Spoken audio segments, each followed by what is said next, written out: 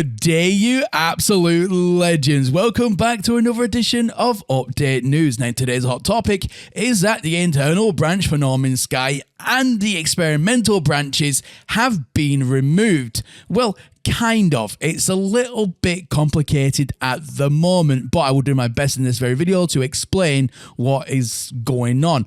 But before we do get into all that today, ladies and gentlemen, can I please just ask you, as always, just to double check that you're indeed still subscribed to the channel. If you need to resubscribe, please do resubscribe. The reason being is, as we know, YouTube goes ahead and unsubscribes you, the viewer, from your favorite YouTubers without your knowledge or consent. Massive problem.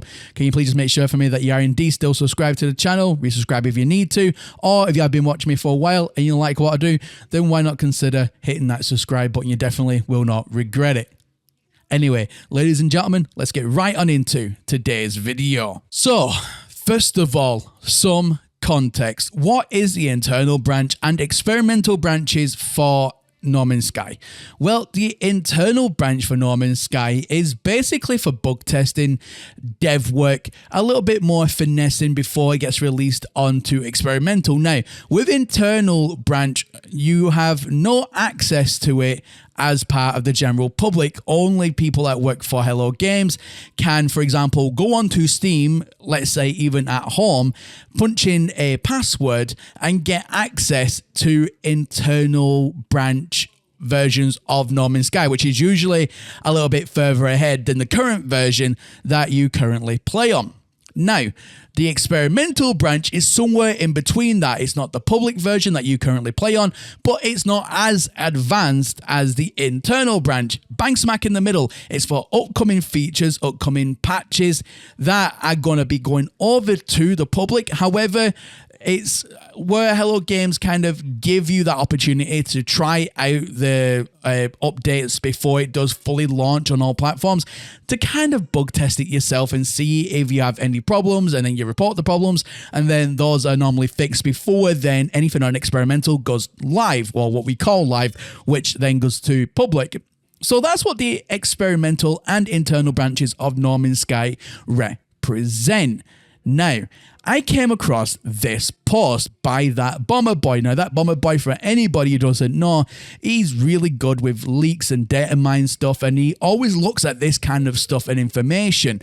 Now, he goes on to say this: 2 changes in Steam's handling of password-protected branches. The No Man's Sky internal and experimental branches will no longer be updated on SteamDB. That is a very big change. I'll explain why in just a second. And hence are no longer viable methods to check for an incoming update. So you may be asking yourself, why is this such a big deal? Well, as we know, whenever there is a major update about to be announced, we normally get kind of wind of it before even Mr. Murray says anything. And that is because people like myself will look at SteamDB. And for anybody who doesn't know, SteamDB kind of, it's not Steam itself as such, but it'll look at all like the information that Steam has on updates, like with branches and things like that, and update them on their own website, and then we can look at it and see what the changes are. So we use that as a tool, and basically we know whenever there's a major update coming up, because SteamDB internal branch, for example, for No Man's Sky, will update. And it's always about this time of year anyway that we are expecting a major update from No Man's Sky. But with the way that Steam is now working and the way that they've updated obviously certain policies, that information will no longer be shared information, be no longer privy information to external sources like, for example, SteamDB. So I really highly suspect that SteamDB won't be around much longer if they're not going to be sharing that information, because SteamDB's whole shtick is to have that information. It's the only reason it exists. So, take that with what you will. But nonetheless, the way it impacts us is that we will no longer be able to see any incoming updates, which means we are solely relying on Hello Games or Mr. Murray posting information about upcoming updates. And we all know how that doesn't work, because they don't share information.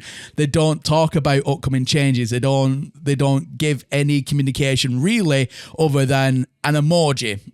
and then it'll drop maybe. But also it has bigger implications, not only for, you know, us trying to guess when the next update's coming out. Obviously we see movement on internal and experimental and things like that. But let's just talk about experimental there. A lot of people in the No Man's Sky community uses the experimental version of the game constantly. I use experimental quite frequently. So I like to always test out new features and new bugs. But again, there was recently, perfect example here, there was recently a change in experimental that Mr. Murray has not publicized. They've not put any patch updates about. And the only way to know that there was a change in experimental was two ways. One was by going through SteamDB and seeing that, oh, there was an update to experimental. I wonder what all that's about. Or to physically find it if Hello Games, and again, this is all reliant now on Hello Games, actually updating the thread themselves on the Steam discussion forums to say this is what is included in the update, and that's that. But they haven't shared that over outside of that, like, small thing that people would have to go and dig for to find out what is going on. So at the end of the day, this is going to impact a lot of players. It's now put essentially the Iron Dome over No Man's Sky, where no information is really going to get out until public release, which is incredibly frustrating. So, for example, with major updates that, again, are very much due, the only way now we are going to be able to kind of tell whenever there is going to be an update dropping is whenever the sales start to happen for Xbox, PlayStation, Steam. That's always an indication. And or Mr. Murray giving us the emoji.